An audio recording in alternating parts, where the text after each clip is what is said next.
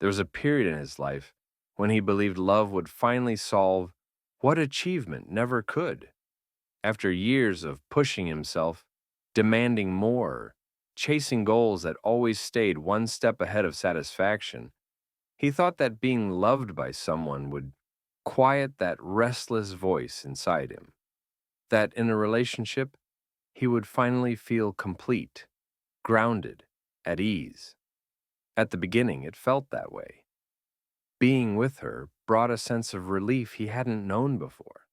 There was warmth in her presence, comfort in being chosen, safety in knowing someone wanted him, not for what he produced, but for who he was.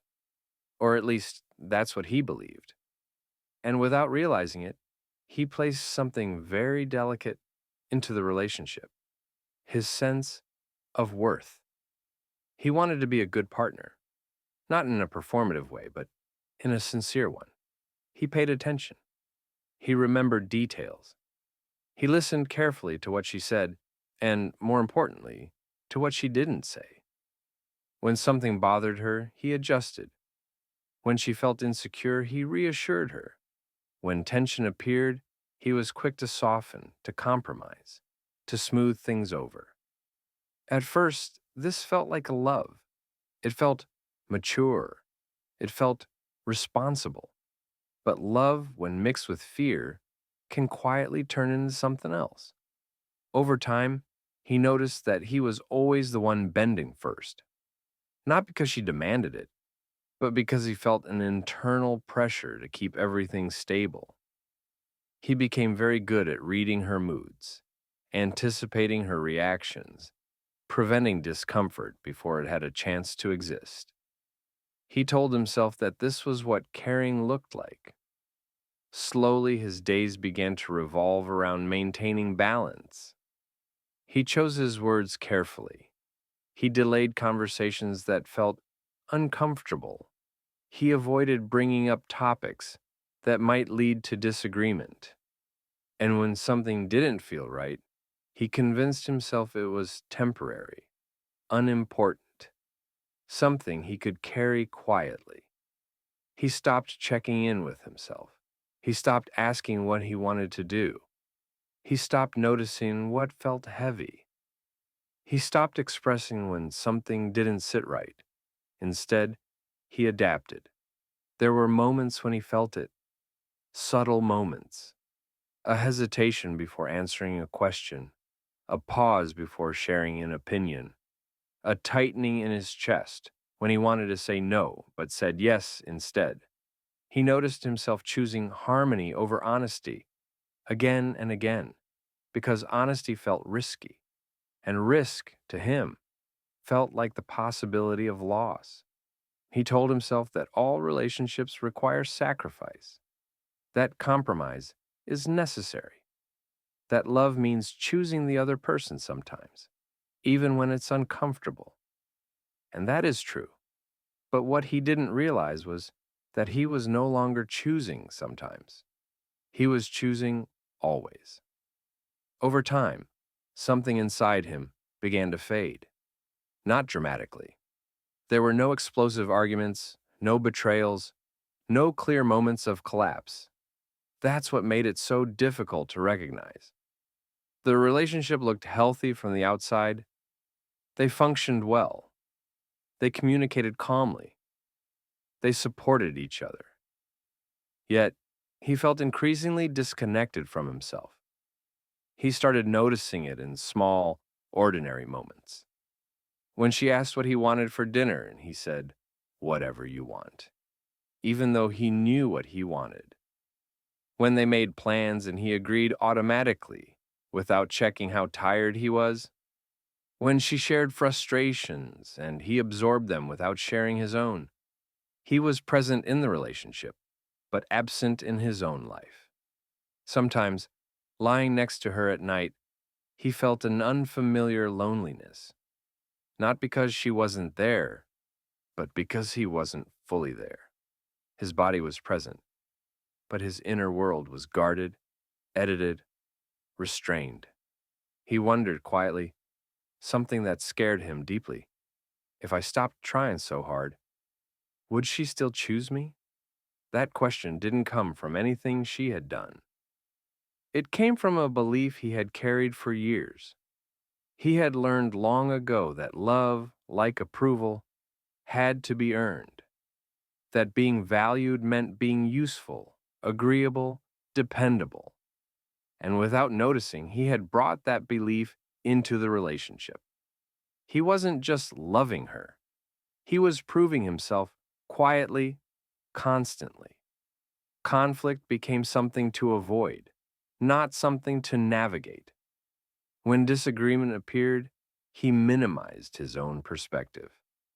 When he felt hurt, he told himself it wasn't important enough to mention. When something felt unfair, he justified it instead of addressing it. He became skilled at explaining away his own discomfort. She didn't ask him to do this, but he did it anyway.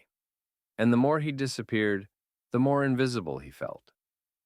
One evening, after a long day, a small misunderstanding lingered longer than usual. Nothing harsh was said.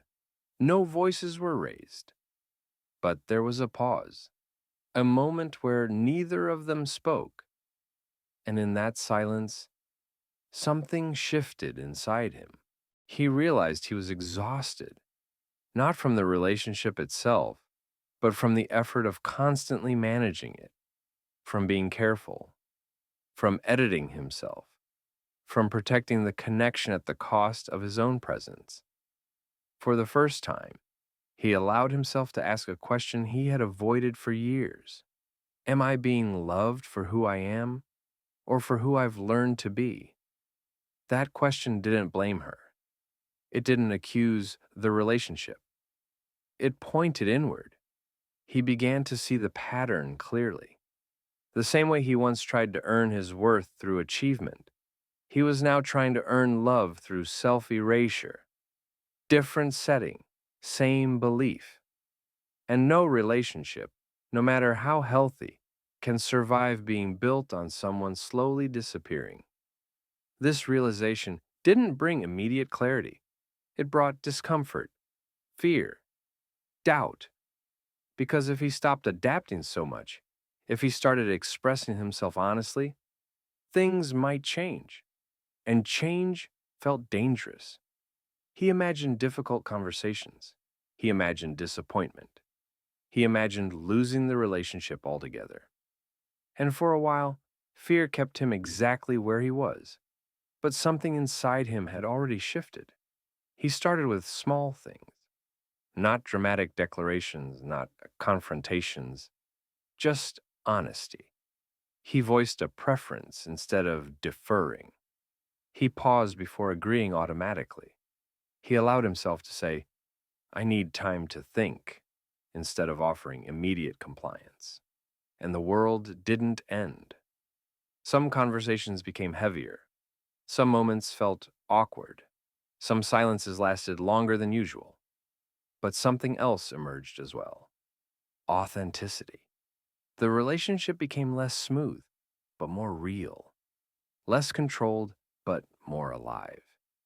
He realized that peace in a relationship doesn't come from avoiding tension.